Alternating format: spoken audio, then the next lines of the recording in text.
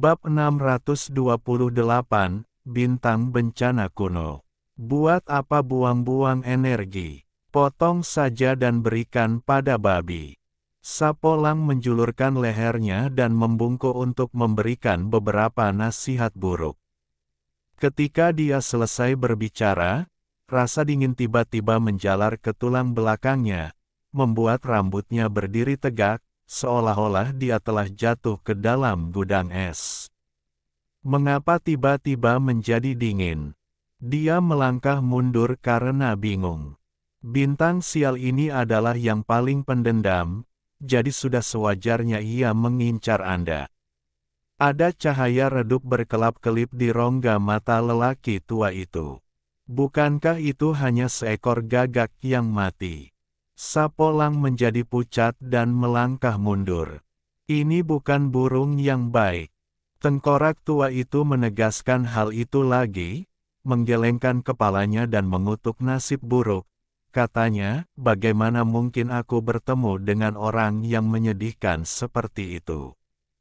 Aku sangat tidak beruntung. Mendengar dia mengatakan hal itu, siapapun akan tahu bahwa gagak api ini memiliki asal-usul yang mengerikan.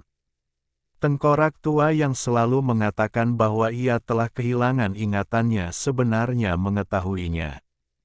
Itu pasti fosil hidup di antara fosil hidup. Karena dia bukan orang baik, mari kita tangani dia saat itu juga. Setelah berkata demikian, Xiao Chen mengeluarkan prasasti surgawi yang panjangnya kurang dari 1 meter, memegangnya di tangannya dan menimbangnya berulang-ulang, dan ingin memukul peti mati batu setinggi 3 kaki itu dengannya. Rongga mata tengkorak tua itu tiba-tiba melebar dan memancarkan 2 sinar cahaya yang luar biasa. Dia sedikit linglung. Itulah kali pertama dia melihat Xiao Chen bermain-main dengan prasasti surgawi yang asli. Ini, apakah prasasti surgawi yang asli? Ucapnya dengan raut wajah ragu. Wajah tengkoraknya terentang sangat panjang, dan dia tergagap sedikit. Kau memegang prasasti surgawi di lenganmu. Meskipun tengkorak tua itu tidak memiliki daging dan darah, mata di rongga matanya saja menunjukkan beragam ekspresi. Pada saat itu dia merasa seperti ada seekor unta yang disumbat di mulutnya dan dia tercekik dan tidak dapat berbicara. Bagaimana ini mungkin? Dia telah hidup di bagian terdalam dunia kematian untuk waktu yang lama dan sangat menyadari kekuatan monumen surgawi tanpa kata. Bagaimana mungkin dia tidak terkejut ketika melihat monumen surgawi dengan nama keluarga yang sama? Tunggu, tengkorak tua itu berteriak. Dia melihat Xiao Chen menimbang prasasti surgawi dan memukul sarkofagus seperti sedang mengayunkan batu bata. Dan 3 tetes keringat dingin muncul di tengkoraknya yang halus. Aku berkeringat. Tengkorak tua itu terlihat seperti ini, membuat orang ingin tertawa tetapi tidak bisa. Xiao Chen menghentikan tangannya di udara, dengan jarak antara prasasti surgawi dan sarkofagus kurang dari 3 inci. Katanya, karena ini bencana, hancurkan saja dan selesaikan masalahnya secara tuntas. Petik 2. Tidak semudah itu untuk membunuh bintang sial ini. Tengkorak tua itu menghentikan Xiao Chen dan berkata, jiwanya sama sekali tidak ada di sini. Jika kau hancurkan saja cangkangnya, akan sulit untuk melawan ketika jiwa bintang sial ini datang untuk membunuhmu. Siapapun dapat melihat bahwa bangkai burung gagak yang panjangnya lebih dari 2 kaki itu sedingin es, tanpa napas kehidupan sedikit pun, dan jiwanya sama sekali tidak ada di dalam tubuhnya. Apakah burung tua hitam ini benar-benar menakutkan? Tanya Sapolang. Tentu saja mengerikan. Burung itu terkenal sebagai burung yang menakutkan di zaman dahulu. Siapapun yang melihatnya harus menghindarinya. Kematian pasti akan terjadi dimanapun ia lewat. Sungguh membawa sial. Tidak heran orang-orang zaman sekarang tidak menyukai burung gagak. Ternyata sumbernya ada di sini. Reputasinya yang jahat telah dikenal selama ribuan tahun, dan telah menyebabkan keturunannya sendiri mena. Gung aib tersebut. Siapapun dapat membayangkan sepenuhnya betapa ganasnya burung gagak tua ini di zaman dahulu kala. Itu pasti bencana yang terbesar, kalau tidak, hal itu tidak akan melibatkan keturunannya sendiri. Apa yang harus kita lakukan? Apakah hanya bisa disegel? Xiao Chen tidak menyangka akan menimbulkan masalah sebesar itu. Awalnya ia hanya ingin menaklukkan leluhur perang, tetapi pada akhirnya ia menggali fosil hidup yang mengerikan. Bang! Xiao Chen mencengkeram siluman harimau yang matanya bergerak lincah dan terus-menerus mundur. Tangannya yang besar menutupi langit dan matahari, dan dia mencengkeram tubuh besar iblis harimau itu, membuatnya berderak dan bisa hancur kapan saja. Tolong selamatkan nyawaku, iblis besar dari neraka. Aku tidak tahu gagak api ini begitu kuat dan ganas. Aku tidak bermaksud menipumu. Dewa iblis gemetar ketakutan, tubuhnya bergetar bagaikan saringan, melolong keras, dan menamparkan Xiao Chen hingga berkeping-keping. Aku tahu siapa dia. Menurut legenda, leluhur klan iblis hidup menyendiri dalam jarak jutaan mil. Dia, iblis harimau hampir menangis ketika mengatakan ini, dan berkata, aku tidak pernah menyangka leluhur yang masih hidup ini akan menjadi tetanggaku. Semua orang pernah mendengarnya berkata sebelumnya bahwa leluhur klan iblis tinggal menyendiri di daerah yang luas ini, jadi tidak mengherankan jika mereka teringat pada gagak api pada saat ini. Yah, mungkin saja orangnya bukan orang yang sama. Pada saat ini, tengkorak tua itu berjalan mengelilingi sarkofagus dan berkata, saya pikir ada yang salah dengan orang ini. Pada titik ini, ia bertanya kepada iblis harimau, maksudmu, bintang sial ini mengharuskan orang untuk mempersembahkan darah spiritual dan daging spiritual padanya setiap hari. Petik 2. Ya, tidak ada dewa iblis atau dewa di sekitar sini yang berani menentang. Setan harimau itu mengangguk berulang kali. Hati Xiao Chen dan yang lainnya juga tergerak, dan mereka samar-samar merasa ada yang salah dengan bintang kematian kuno ini. Bagaimana mungkin fosil hidup di antara fosil hidup ini membutuhkan darah dan esensi biasa? Coba cabut bulu gagak dan lihat bagaimana hasilnya, kata tengkorak tua itu kepada Sapolang. Sapolang menyeringai dan berkata, baru saja aku merasa merinding. Meskipun jiwanya sudah hilang, tampaknya ia masih memiliki naluri di dalam tubuhnya. Jika ia terobsesi padaku, aku tidak akan bisa hidup di masa depan.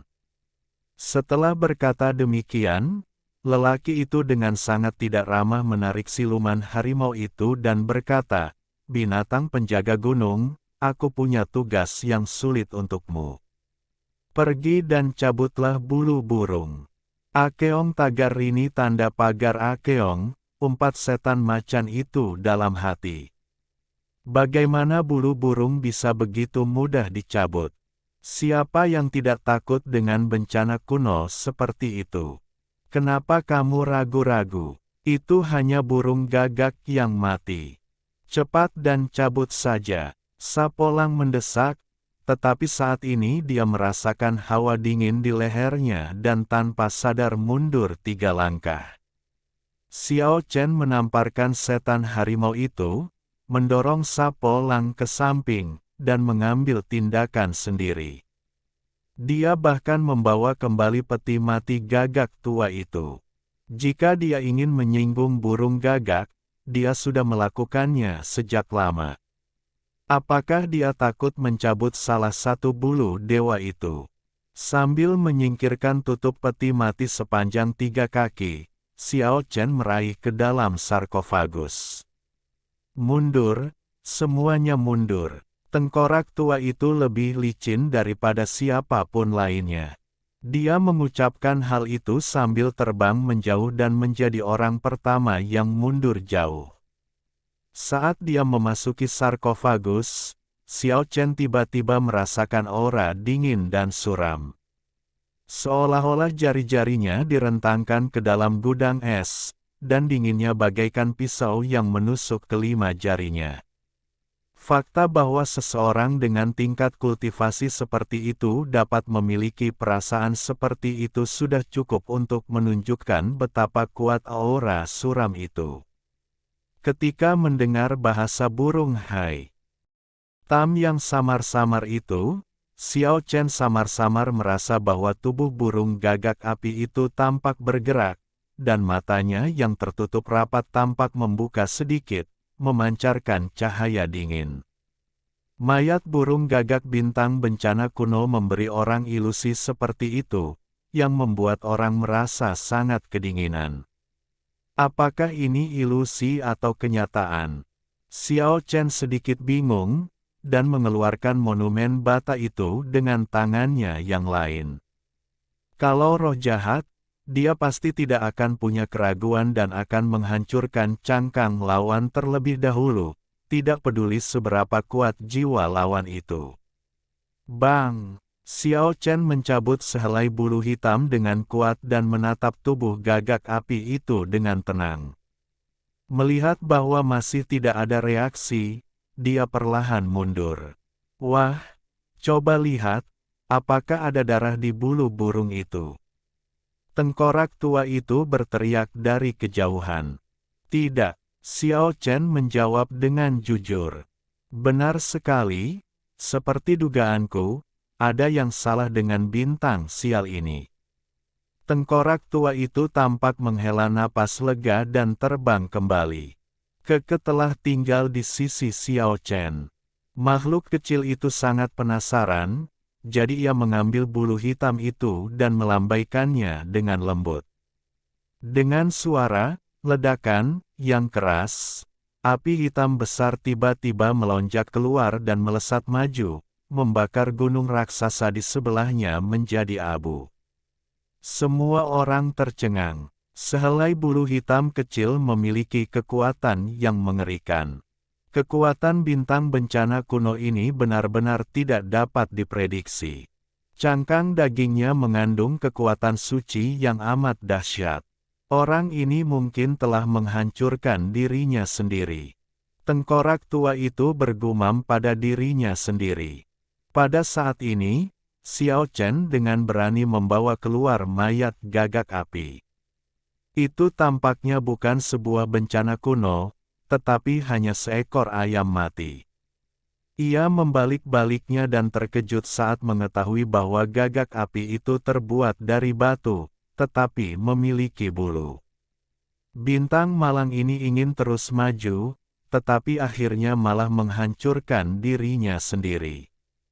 Tengkorak tua itu tertawa dan berkata, bulu-bulu hitam tumbuh di tubuh batunya, tetapi tidak ada darah yang mengalir keluar setelah dicabut, yang berarti energinya telah kering, dan masalah besar terjadi ketika ia mencoba menerobos dengan paksa.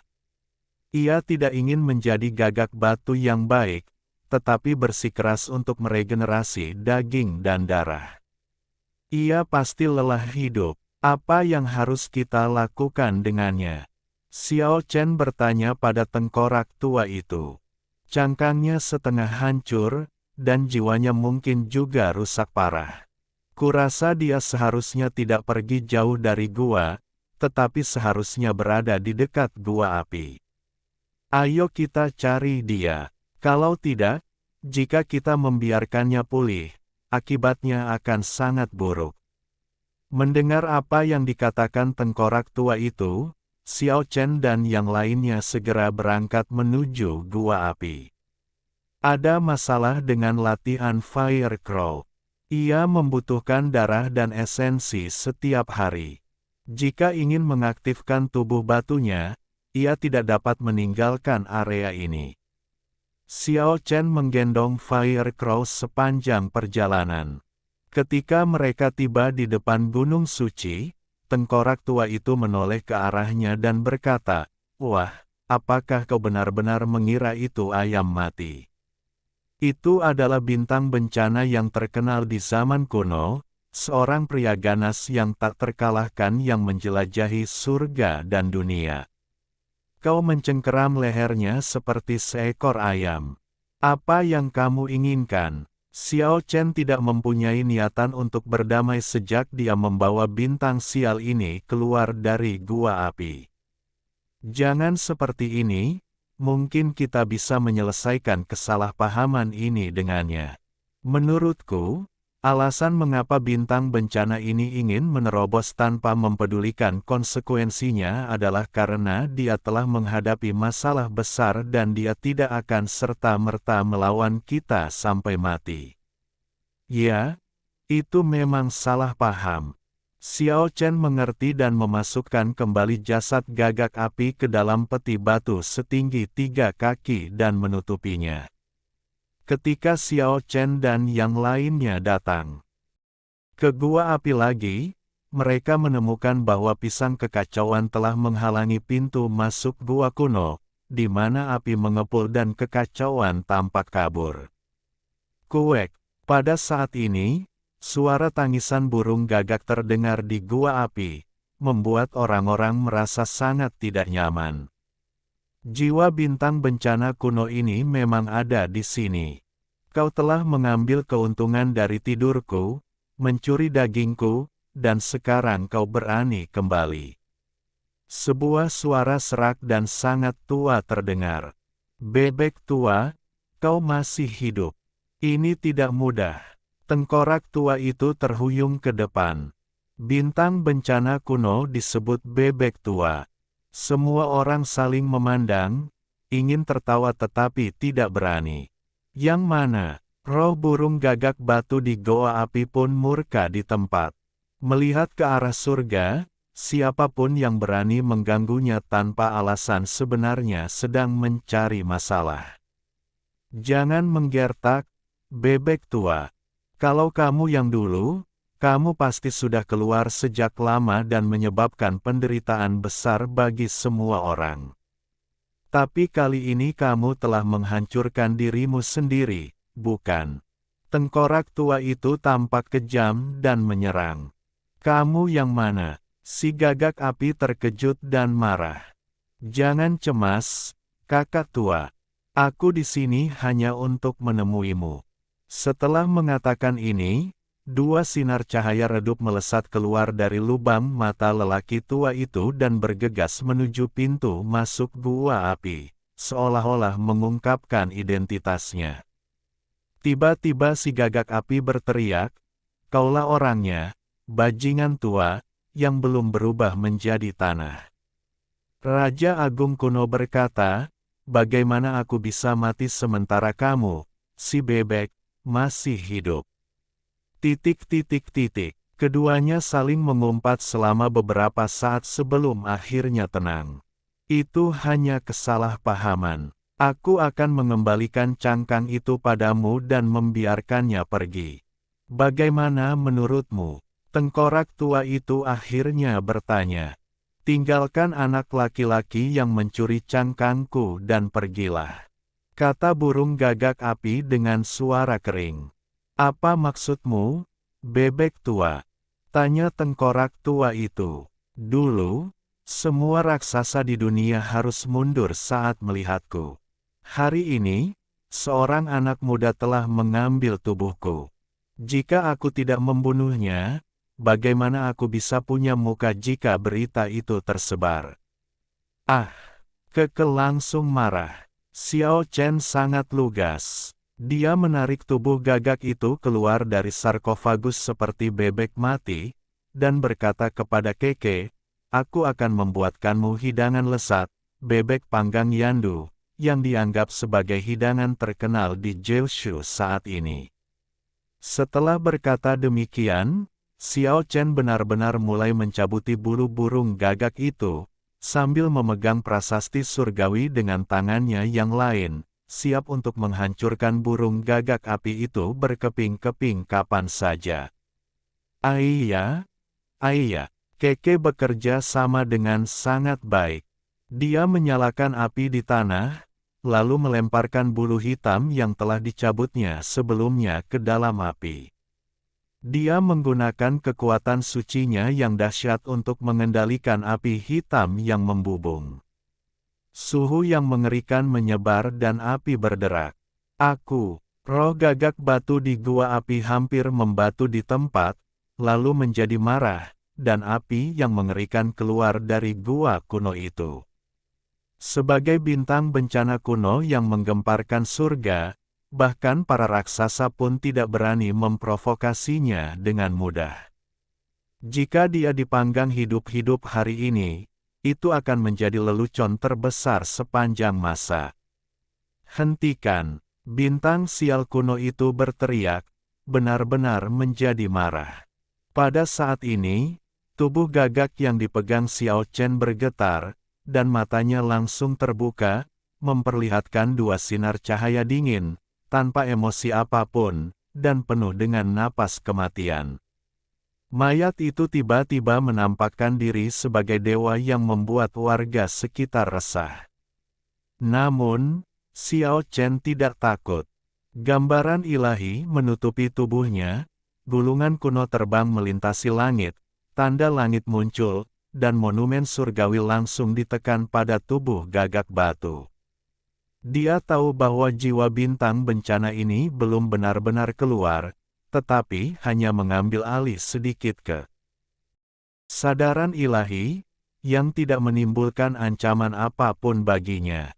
Apa? Kamu kumpulkan semua benda ini jadi satu, si gagak api tampak sangat terkejut. Pada saat ini, tengkorak tua itu terbang mendekat dan berkata, "Sekarang kau tahu, bahkan jika cangkang dagingmu dicuri, itu bukanlah hal yang memalukan. Lihat, bukankah prasasti surgawi dipegang di tangan seseorang seperti batu bata?" Sebenarnya, ini benar-benar salah paham. Xiao Chen menyingkirkan gulungan kuno, peta dewa, tetapi tidak menyingkirkan prasasti surgawi, yang masih ditekan di tubuh gagak api. Tengkorak tua itu segera mencoba menenangkan keadaan dan berkata, "Nak, cepat singkirkan prasasti surgawi itu dan berikan kepada bebek tua itu." "Oh tidak, berbaikanlah dengan leluhur klan iblis ini." Xiao Chen menyimpan prasasti surgawi dan meletakkan cangkang daging gagak tua itu ke dalam sarkofagus. Jika Anda ingin mengubah permusuhan menjadi persahabatan dan musuh menjadi teman, itu sama sekali bukan masalah. Pada saat ini, gagak tua itu mengubah sikapnya dan berkata, "Pinjamkan saja aku peta ajaib itu di masa mendatang." Hati Xiao Chen tiba-tiba tergerak. Apakah fungsi peta ajaib begitu kuat? Kaisar Shizong pernah menolongnya di masa lalu, dan sebelum kematiannya ia hanya punya satu permintaan, yaitu meminjam peta dewa setelah ia kembali dari langit. Tampaknya dia masih jauh dari memahami sepenuhnya misteri peta formasi ini. Bab 629, Badai akan datang. Pertempuran mengerikan yang hampir terjadi akhirnya terselesaikan, membuat semua orang bernapas lega. Baru saja tiba di surga, mereka tidak mau berkonflik dengan fosil hidup, jika tidak, meskipun pihak lain memiliki masalah serius dengan tubuhnya, hasilnya tidak akan dapat diprediksi. Di tengah kekacauan itu, pohon pisang yang menghalangi pintu masuk gua kuno itu minggir. Seberkas api melesat keluar dengan tiba-tiba dan menancap di tubuh burung gagak batu. Dua nyala api tiba-tiba keluar dari matanya, dan ia tiba-tiba hidup kembali. Aura dingin dan suram menghilang. Burung gagak batu itu perlahan merangkak keluar dari sarkofagus, mengibaskan bulu-bulu hitamnya, menatap Sapolang dan berkata, "Wah, kamu bilang silakan potong-potong aku, atau jadikan aku makanan babi. Bagaimana mungkin? Kamu bijak dan berani, teladan bagi generasi kita. Bagaimana bisa kamu dijadikan makanan babi? Bagaimana mungkin aku bisa berkata seperti itu?" Sapolang memuji tanpa tersipu, namun tetap merasakan hawa dingin di tulang punggungnya dan tak dapat menahan diri untuk tidak menciutkan lehernya. "Jadi kau menghasut orang lain untuk mencabuti bulu burungku? Oh tidak, kau bukan orang yang mengatakan ingin mencabuti bulu burungku yang suci." Gagak api mengepakkan sayapnya, berdiri di atas sarkofagus, dan melirik Sapolang. "Tentu saja bukan aku. Aku bukan orang seperti itu. Aku tidak melakukan hal seperti itu." Sapolang melirik setan harimau di sebelahnya dengan cara yang sangat tidak ramah, seolah-olah dia sedang mengisyaratkan Stonecrow. Wajah siluman harimau berubah menjadi hijau pada saat itu, dan dia mengutuk Sapolang 100 kali dalam hatinya. "Lupakan saja, aku, orang hebat, tidak akan menaruh dendam padamu." Bulu hitam burung gagak batu itu mengeluarkan kabut hitam dan berkokok 2 kali di Sapolang. Itu bukan suara burung gagak biasa. Bintang bencana kuno sebenarnya merupakan simbol nasib buruk, yang membuat Sapolang merasa gelisah.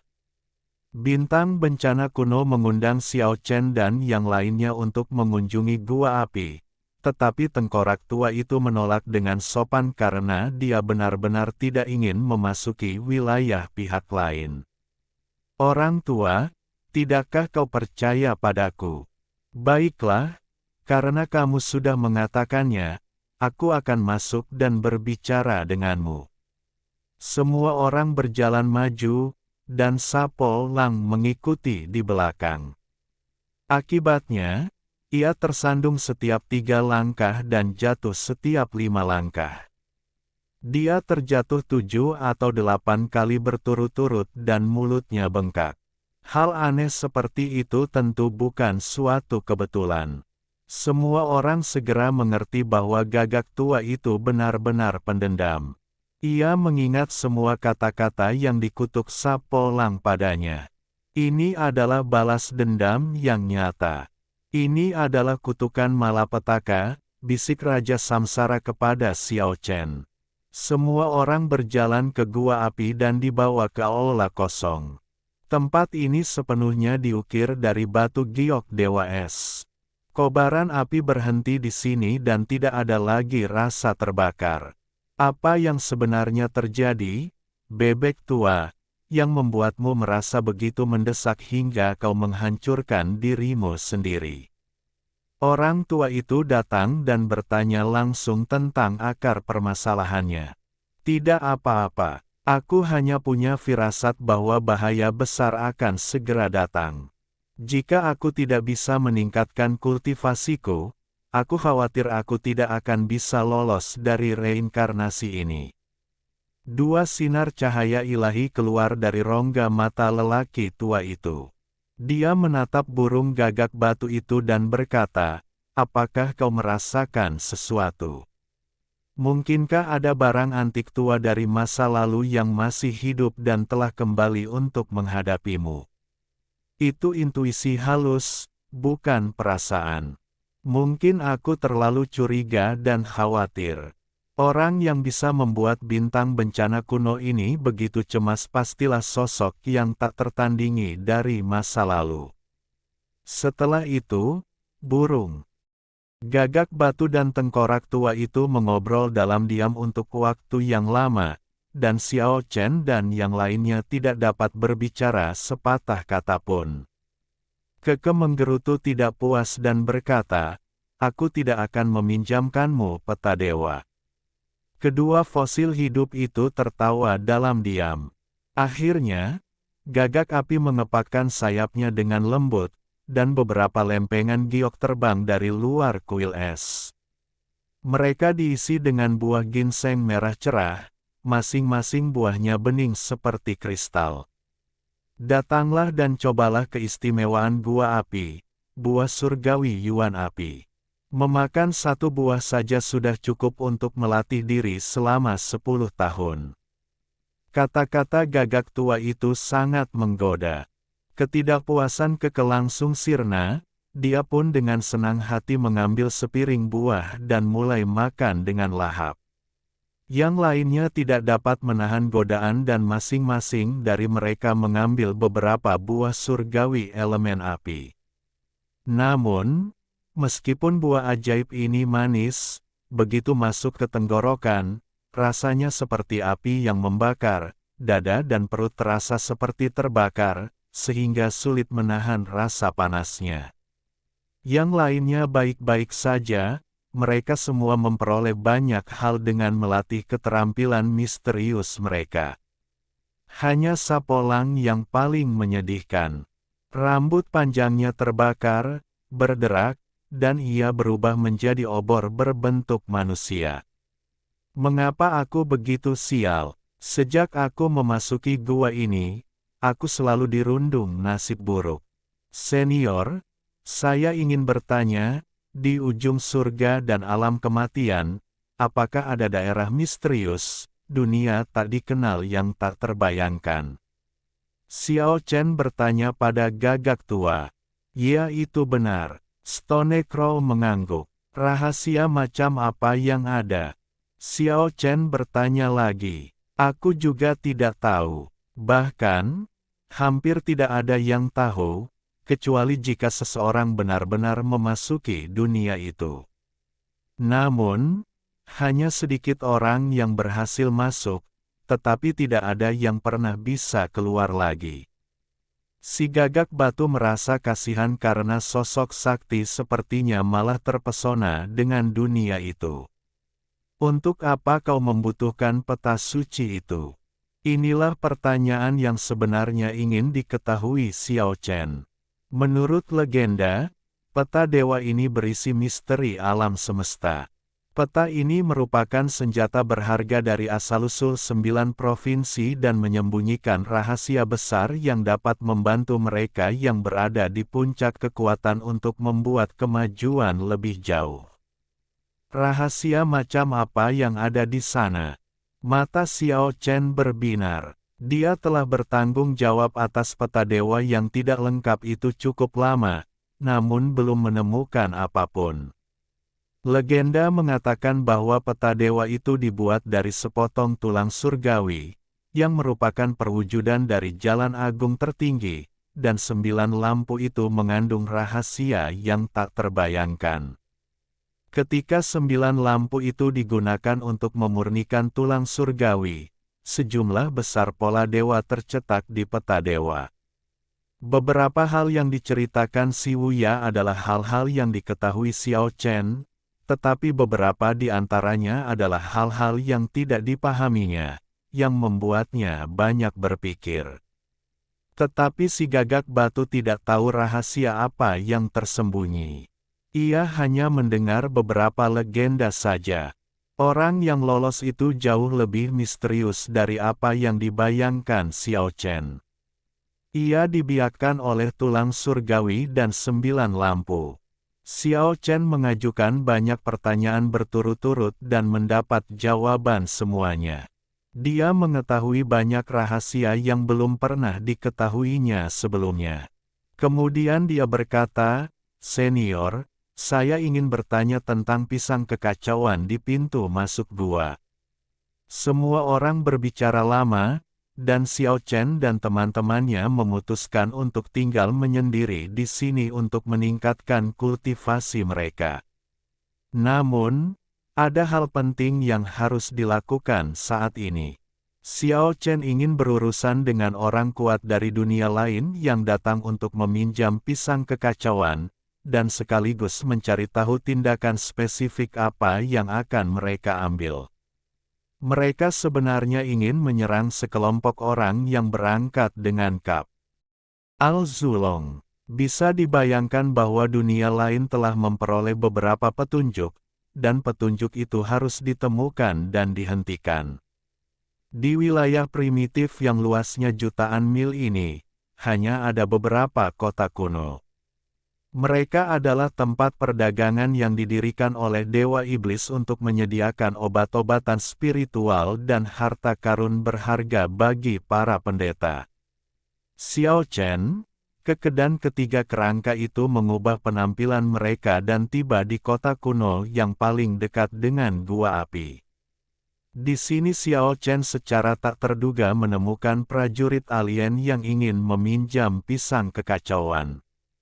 Yang lebih mengejutkan Xiao Chen adalah ketika dia menggunakan Ordo Pangu untuk menyembunyikan auranya dan mengikuti jejak itu, dia benar-benar melihat sosok iblis yang familiar di puncak gunung yang menjulang tinggi hingga ke awan. Lu Zhan, leluhur dunia alien, duduk bersila di puncak gunung iblis kuno, setenang batu, tidak bergerak. Bagaimana dia bisa sampai ke surga? Xiao Chen sangat terkejut. Konon keempat leluhur dari alam baka itu belum pernah ke kahyangan sejak zaman dahulu kala.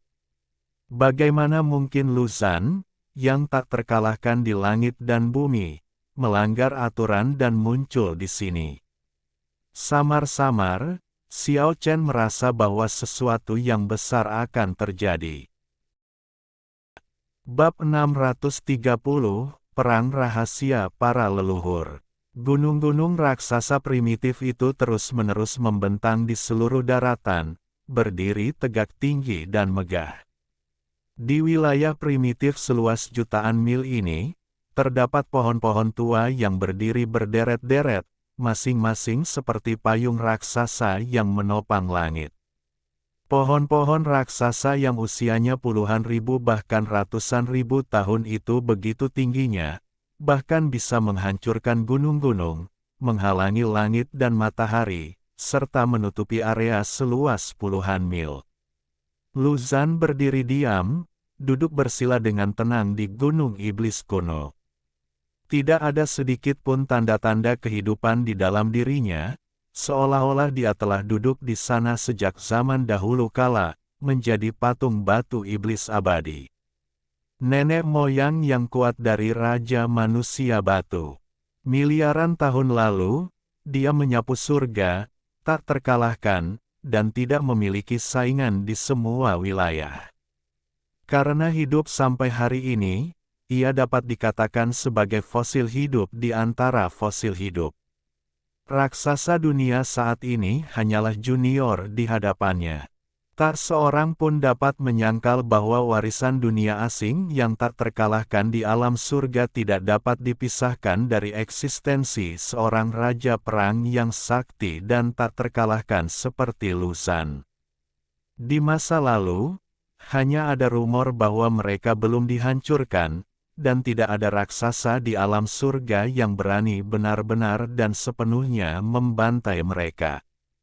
Lebih dari 10.000 tahun yang lalu, 4 nenek moyang besar peperangan di darat muncul entah dari mana dan mengguncang langit dan dunia. Hal itu membuat semua orang merasa amat ketakutan.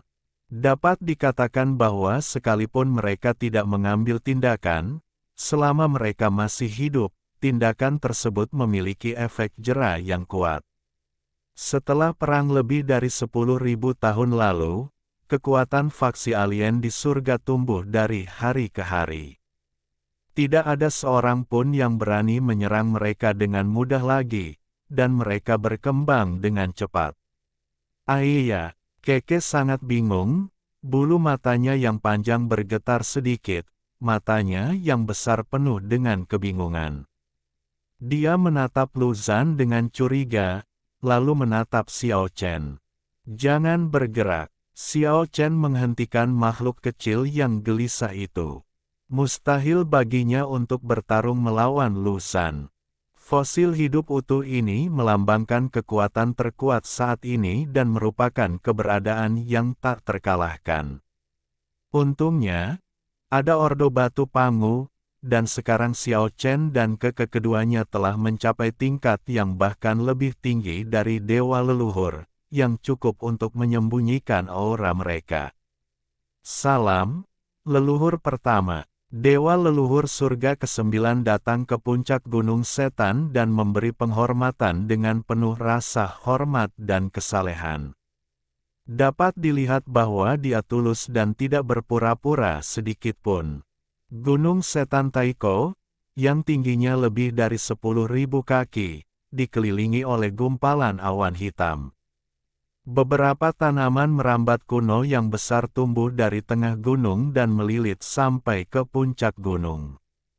Mereka setebal sungai, sekuat naga, dan daunnya yang hijau cemerlang.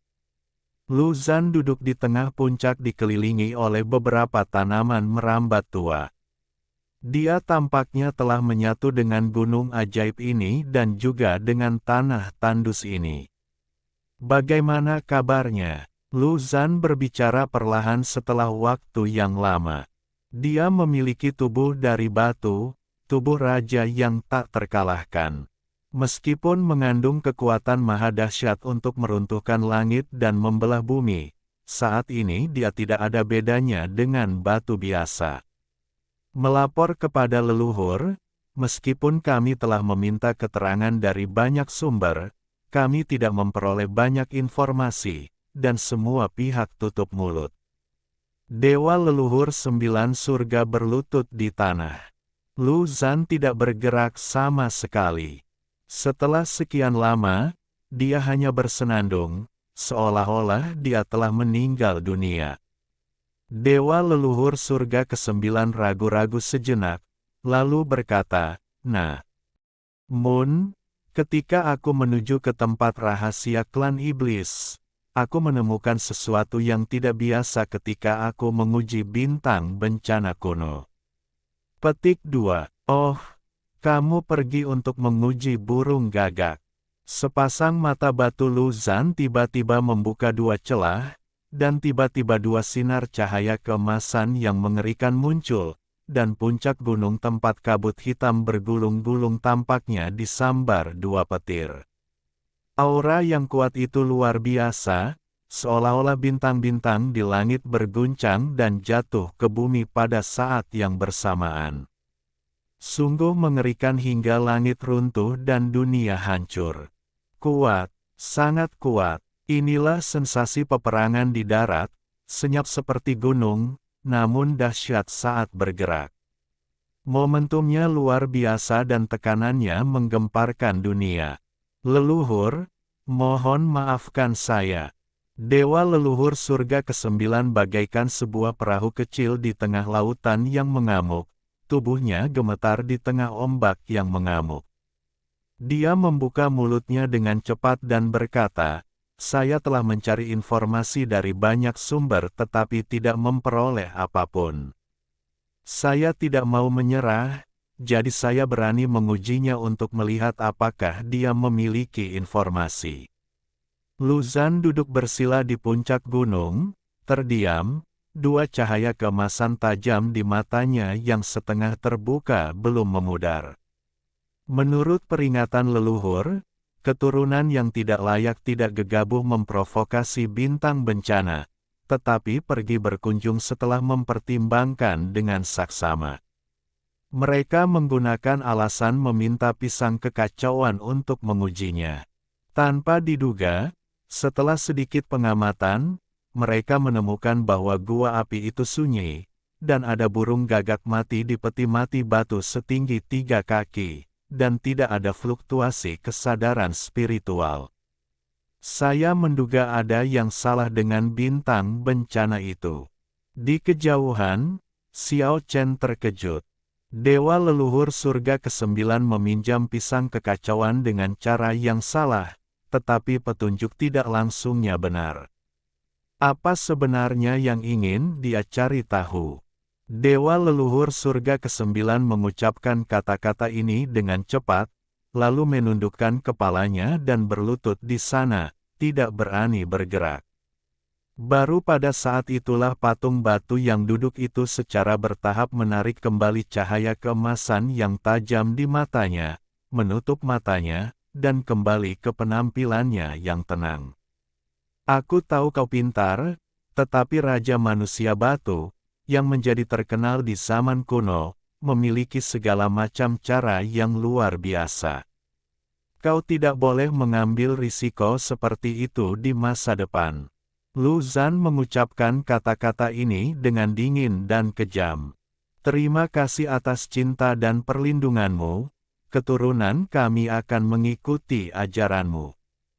Bahkan dewa leluhur yang sekuat surga ke-9 pun sama malunya seperti anak kecil yang telah melakukan kesalahan di depan Lu Zhan, karena dia baru saja merasakan penindasan yang luar biasa kuat, penuh dengan kekuatan yang membuat orang putus asa.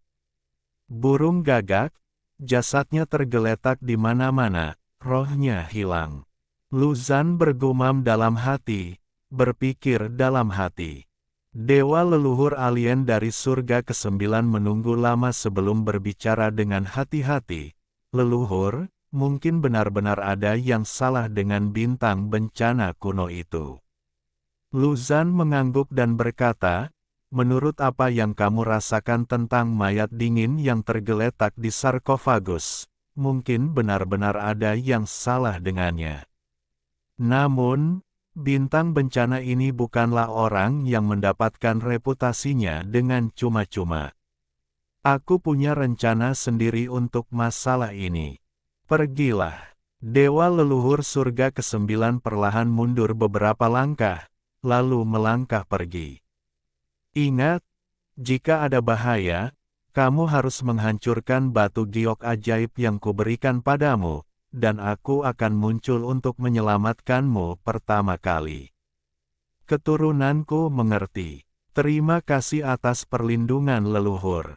Dewa leluhur langit ke-9 memberi hormat sekali lagi, lalu pergi. Xiao Chen awalnya ingin mengejarnya dan segera membunuhnya, tetapi sekarang dia tidak bisa menahan diri untuk tidak mengerutkan kening. Keke semakin bersemangat untuk mencoba, tetapi makhluk kecil itu juga tahu bahwa dia tidak bisa bertindak gegabah. Dia bergumam tidak puas dan menatap laki-laki itu dengan enggan. Ikuti dia, tapi jangan ambil tindakan apapun. Kau juga sudah melihatnya. Jika kau ingin membunuhnya, kau akan memprovokasi batu tua ini. Xiao Chen memperingatkan. Keke mengangguk, matanya yang besar dipenuhi dengan ekspresi yang berperilaku baik, dan kemudian, di bawah perlindungan Xiao Chen, dia mundur dari sini dan mengejarnya. Adapun Xiao Chen sendiri, dia tetap tinggal di sini. Swiss. Pada saat ini, Lu Zhan mencabik-cabik kekosongan itu. Kabut hitam mengepul di sekitar cakar iblis, dan lubang hitam besar di angkasa itu suram dan tidak terlihat ujungnya. Dia menyerbu masuk seperti hantu dan menghilang dalam sekejap. Xiao Chen terkejut sejenak, lalu berpikir sejenak di tempat. Kemudian dia terbang melintasi langit dan tiba di gua api dalam sekejap mata. Tentu saja, selama proses ini, dia telah menggunakan ordo batu pamu untuk menyembunyikan auranya. Pada saat ini, situasi di gua api sangat tegang. Pohon pisang kekacauan berada di seberang langit, kabutnya samar-samar, dan energi yin dan yang mengalir, mengejutkan jiwa orang-orang. Pada saat yang sama, gagak batu berubah menjadi cahaya hitam dan terbang ke langit. Api hitam berkobar di sekitarnya. Momentum dahsyatnya mengguncang langit dan bumi. Urat-urat kuno di bawah bergetar, daun-daun beterbangan, dan awan-awan di segala arah berhamburan. Pada saat ini, gagak batu bertindak sangat kuat, dan wujud aslinya tidak dapat dilihat sama sekali. Pada saat ini, ia berubah menjadi matahari hitam, tergantung di pisang kekacauan, menggemparkan dunia. Teman mana yang ada di sini? Kau sendiri yang bersembunyi. Kenapa kau tidak keluar dan menemuiku? Suara Stone Crow dingin dan sunyi, seakan bergema di istana Yama, sangat kontras dengan kobaran api hitam di sekelilingnya. Lu Zhan berdiri tak bergerak dalam kegelapan. Pada saat ini, dia berdiri di sebuah gunung 30 mil jauhnya. Dia setenang sumur yang tenang, karena semua nafas kehidupan telah hilang. Dia tidak berbeda dari batu biasa. Dengan indera spiritualnya yang kuat, dia secara alami dapat mendeteksi wujud asli burung gagak batu di bawah sinar matahari hitam. Setelah lama menonton, dia terkejut dan bingung. Bulu-bulu hitam tumbuh dari tubuh batu. Pupil matanya mengecil, dan dia berpikir dalam hati, apakah dia menerobos dengan paksa? Mungkin karena alasan ini, ada yang salah dengan kondisi fisiknya. Boom! Pada saat ini, seberkas api melesat keluar dari matahari hitam, melesat melintasi langit seperti meteor, dan langsung melesat menuju gunung. Lu Zhan melesat bagai kilat dan menghilang dalam sekejap mata. Saat roh api menyentuh gunung, gunung itu diam-diam berubah menjadi abu. Angin sepoi-sepoi bertiup, dan tidak ada yang tersisa. Inilah kekuatan mengerikan dari Raja Manusia Batu. Gunung suci peninggalan zaman dahulu kala mengandung saripati langit dan bumi. Sulit bagi petani biasa untuk memecahkan sepotong batu. Dan di gunung itu terdapat banyak pohon-pohon tua yang lingkaran tahunannya mencapai puluhan ribu, bahkan ratusan ribu. Mereka telah lama cerdas dan menjadi satu dengan gunung suci. Keduanya sangat kuat, tetapi mereka semua dihancurkan oleh pukulan ini. Matahari hitam di langit, menunggangi pisang yang kacau, menarik seberkas api hitam yang panjang, membakar langit hingga hitam seluruhnya dan menyerbu ke arahnya. Namun, teknik melarikan diri cahaya suci Lu Zhan tak tertandingi di dunia dan telah lama menghilang. Teknik melarikan diri dari cahaya ilahi, memang dari seorang lelaki tua dari zaman kuno. Dua sinar suram melesat keluar dari matanya, dan ekspresinya tiba-tiba menjadi jelek. Dengarkan baik-baik, kalian yang berada di kegelapan, menjauhlah sejauh mungkin dari surga. Jika aku mengunci kalian, aku akan membuat kalian berharap mati dan tidak bisa hidup. Inilah kekuatan bintang bencana kuno. Sekalipun dia tahu bahwa yang dihadapinya adalah seorang guru yang menakutkan dari zaman sebelum zaman dahulu, dia masih berani mengatakan hal ini. Lu Zhan berdiri di gunung suci ribuan mil jauhnya, dengan tangan di belakang punggungnya dan mengerutkan kening. Awalnya dia benar-benar tidak ingin memprovokasi gagak batu ini. Pihak lainnya juga memiliki kecepatan tercepat di dunia. Kalau sampai terjerat, dia akan bertarung sampai mati di kehidupan ini. Namun, pada saat ini dia ragu-ragu. Apakah ada yang salah dengannya? Jika benar, menyempurnakan bentuk dan jiwanya pasti akan membantuku membuat kemajuan lebih jauh. Ya, Lu Zhan yang kuat sedang memperhatikan Stone Crow dan ingin membunuhnya. Ingin membunuhku. Burung gagak batu tampaknya telah merasakan sesuatu. Ia tertawa marah dan melihat sekeliling. Dua cahaya keemasan terang melesat keluar dari matanya dan langsung menyapu daratan luas ini. Kaisar batu kecil di zaman kuno, seorang pemimpin besar, ingin membunuhku, tetapi dia tetap membiarkanku terhindar dari segala jenis bencana dan hidup sampai hari ini. Cahaya dingin ilahi bersinar di mata batunya, dan berubah menjadi substansi nyata, menembus pegunungan kuno, mencoba menemukan musuh dalam kegelapan, dan berkata, "Hari ini, jika kamu berani bertarung denganku, jika aku tidak mengekstrak jiwamu dan memurnikan tubuhmu, aku akan menarik diri dari surga kuno dan tidak akan pernah keluar lagi." Gila, sombong dan mendominasi. Burung gagak batu memandang ke bawah ke dunia, berdiri dengan gagah di langit, memandangi daratan luas dan tandus dengan aura keunggulan. Lu Zhan ragu-ragu sejenak. Dia tidak yakin apakah ada sesuatu yang salah dengan Stone Crow. Jika tubuh dan darahnya telah mengering, bagaimana mungkin ia berani bersikap sombong? Setelah singgah sebentar, ia menghilang begitu saja dan terbang menjauh dalam sekejap. Dia tidak pernah terlibat dalam pertempuran sengit tanpa rasa percaya diri. Bukannya Lu Zhan takut pada Stone Crow, tapi dia tidak pernah mengambil risiko. Dalam hal kekuatan tempur absolut, Lu Zhan adalah sosok yang terkenal bahkan sebelum zaman kuno. Xiao Chen diam-diam tahu bahwa gagak batu itu sedang menggertak. Jika saja ia tidak bisa menakuti Lu Zhan, ia mungkin benar-benar akan mati di sini hari ini. Tidak seorang pun dapat menyelamatkannya, karena Raja Leluhur telah mengambil tindakan dan tidak seorang pun dapat mengalahkannya sekarang. Burung gagak batu berdiri di udara untuk waktu yang lama, dan akhirnya mendengus dingin dan kembali ke gua api.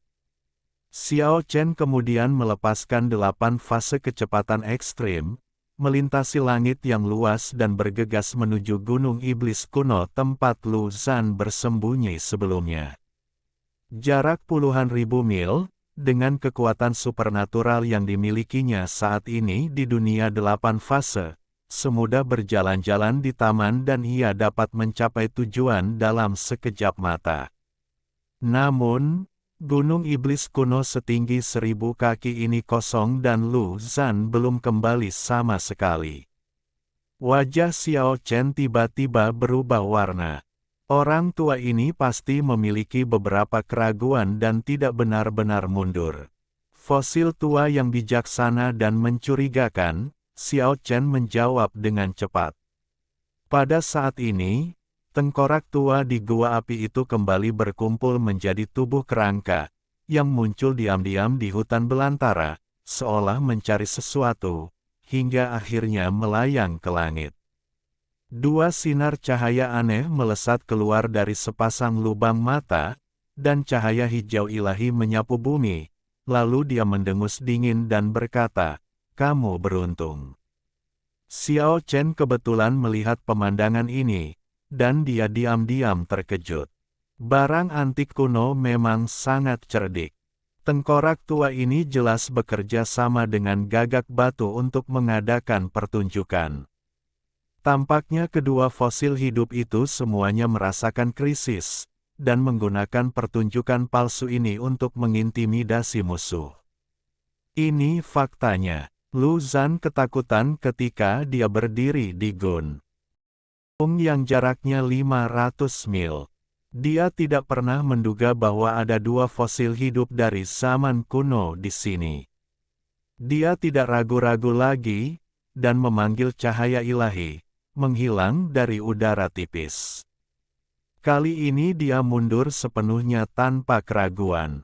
Namun meski begitu, Xiao Chen masih khawatir dan mengikutinya. Dia tidak merasa tenang sampai dia yakin bahwa Lu Zhan benar-benar telah kembali ke Gunung Iblis kuno yang asli. Pada saat ini, Lu Zhan sedang duduk di puncak gunung, bersila dalam meditasi, memejamkan mata dan berbicara kepada dirinya sendiri. Ini adalah jebakan yang disengaja, mencoba untuk memikatku dan membunuhku. Mungkinkah mereka sudah tahu bahwa aku datang ke surga? Siapa orang lainnya? Xiao Chen tidak bisa tidak mengagumi tengkorak tua dan gagak batu.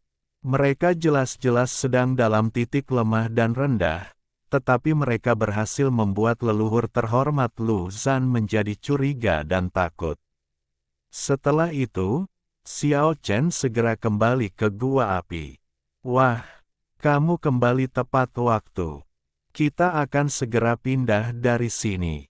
Aku melihat apa yang terjadi tadi." Xiao Chen memberitahu 2 fosil hidup itu tentang berita bahwa Lu Zhan muncul di surga. "Itu dia." Stone Crow mencibir dan berkata, "Saat aku pulih, aku tidak akan pernah melepaskannya." Ada 4 leluhur besar di dunia lain. Xiao Chen mengingatkan, memangnya kenapa kalau ada 8? Kalau aku ingin membunuh seseorang, aku tidak peduli dengan hal lain. Aku akan bertarung sampai salah satu dari mereka mati. Mendengar ini, Xiao Chen diam-diam merasa beruntung karena dia telah menyelesaikan perseteruan dengan Stone Crow. Tuan ini tidak dapat diprovokasi. Jika Anda membuatnya marah, ia akan menjadi musuh Anda seumur hidup. Kita akan pindah kemana? Tanya naga kecil yang keras kepala itu. Setan harimau di sebelahnya gemetar ketakutan, amat ketakutan, dan terus memanggil-manggil ibunya dalam hati. Kelompok orang ini terlalu menakutkan, dan lebih menakutkan lagi untuk memprovokasi mereka. Mereka berasal dari dunia yang benar-benar berbeda darinya. Pergilah ke tempat yang disebut leluhur klan iblis. Si gagak batu tampak sangat enggan. Bukankah kau leluhur dari klan iblis yang konon tinggal menyendiri di tanah suci ini dalam radius jutaan mil? Sapolang bertanya sambil menyanjungnya. Ada orang lain. Stone Crow tampak sangat enggan mengakuinya dan menjawab dengan dingin. Sapolang segera mengecilkan lehernya dan tidak mengatakan apa-apa lagi. Setan harimau itu bahkan lebih terkejut lagi. Ternyata leluhur yang konon katanya hidup menyendiri di tanah suci kaum iblis itu adalah orang lain, bukan si gagak batu sama sekali. Senior, apakah sesuatu yang besar telah terjadi di surga? Xiao Chen bertanya pada Si Wuya, karena dia merasa bahwa dewa leluhur surga ke-9 di dunia lain pasti sedang mengumpulkan beberapa informasi yang sangat penting. Si gagak batu mengerutkan kening dan berkata, "Mengapa kau menanyakan hal ini?" Karena Luzan sedang mencoba mencari tahu beritanya. Lokasi pasti makam kaisar batu kecil yang legendaris tampaknya telah ditemukan. Apa? Kaisar batu kecil yang mana? Tengkorak tua itu terkejut. Tentu saja kaisar batu kecil, penguasa agung yang meneror surga di zaman kuno. Belum lama ini, saat Stone Crow menghadapi musuh yang kuat, dia menyebut kaisar batu kecil. Kini setelah ia disebut-sebut lagi, orang-orang sangat ingin mengetahui segalanya tentangnya. Namun, Stone Crow tidak banyak bicara, hanya bergumam pada dirinya sendiri, bagaimana dia bisa mati saat itu. Tidak akan lama lagi, aku akan pulih. Akhirnya, tatapan mata Stone Crow berubah dingin. Jika kamu sembuh, aku pasti akan membantumu. Xiao Chen memberitahunya tentang dewa leluhur 9 surga. Mata Stone Crow dan Old School tiba-tiba berbinar, dan mereka berkata, "Bagus sekali, tidak perlu menunggu sampai dia pulih. Bunuh saja dewa leluhur 9 surga itu secara langsung." Dan ketika Giok Deo adi tangannya hancur, biarkan Luzan muncul, dan kami akan menyiapkan formasi yang menentukan terlebih dahulu untuk menghancurkannya sampai mati.